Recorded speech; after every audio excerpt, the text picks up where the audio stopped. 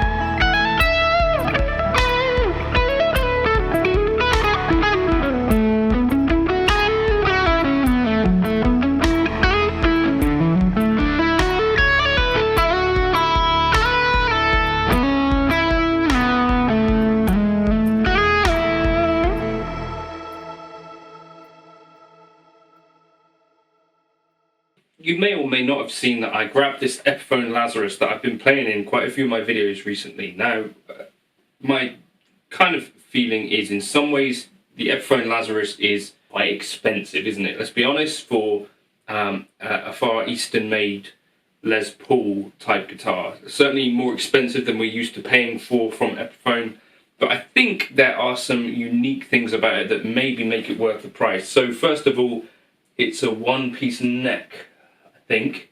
That's one of the things that people like about it. It's also a long tenon joint. Other aspects, they come stock with some actual proper Gibson kind of burst buckers.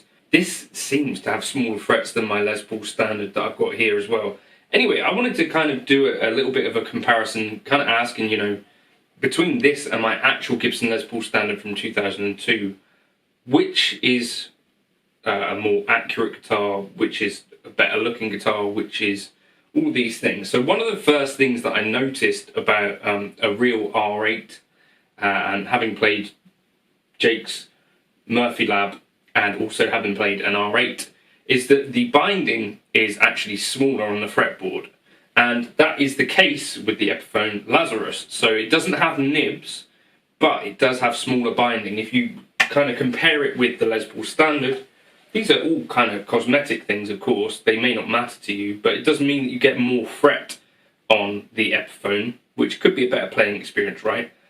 So it seems to me that you've got wider binding on this Les Paul Standard from 2002, as well as the frets to me seem to be a bit wider. And what I noticed on Jake's Les Paul, for example, was that the frets were actually really quite small, which gave it a way different playing experience. It kind of makes the whole guitar feel quite different, and instead of the Les Paul feeling like this chunky thing, the smaller frets give you a bit more of a delicate feel. Is kind of the way that I think about it. Probably a bit of a wishy-washy kind of point, but that's how I feel. Both of these guitars don't have the stock pickups in them, so this would have had the burst buckers, and this would have had the burst buckers, but as it is, the guy that I grabbed this off of has put bare knuckle mules in there, and I've got Monty's underwound paths in here. So in terms of tonal comparisons, it's not necessarily the best video for that. There's probably other better videos that you could check out for that, to check out the stock stuff, but I'm more interested in kind of the cosmetics and that. This is a long tenon neck.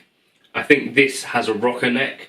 Again, a thing that probably tonally isn't going to make a huge difference, but if you're concerned about which is more accurate. Now this, I don't think this is a nitro finish, however, it looks to me to be a little bit, just ends up looking a bit more authentic than what is quite a plasticky nitro finish. Now the reason for this is that Gibson over the years have had to use different kinds of nitro and introduce more kind of plastics to them for not just health reasons, but so that people don't end up with a completely checked guitar when they get it in the post. You know, people sometimes don't like the checking, and if they do, they can buy a Murphy Lab, I guess. But I think what you notice with especially if you put this up against like a Murphy Lab, is that, or you know, a vintage example, this is quite a shiny kind of plasticky sort of nitro. At least with this, kind of the way it captures the light, it's this matte kind of or semi-matte finish. I really like it. I think it's a sort of thing that some people are not going to get on with hugely well. Compared to real R8s, this is too brown, I think, and this is probably a smidge too red. We've got a two-piece back here, and is that a one-piece back on the Standard? Can't really tell. Not sure. Looks like that might be one piece of wood.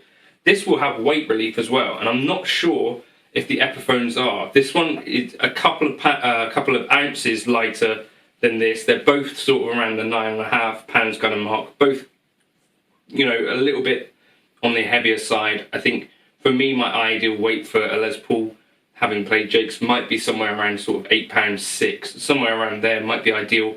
There probably are examples of these in that kind of weight. If you can find a stockist who is weighing them. Apparently, I think there were 2,000 of these made. Of course, standards, there's been loads made.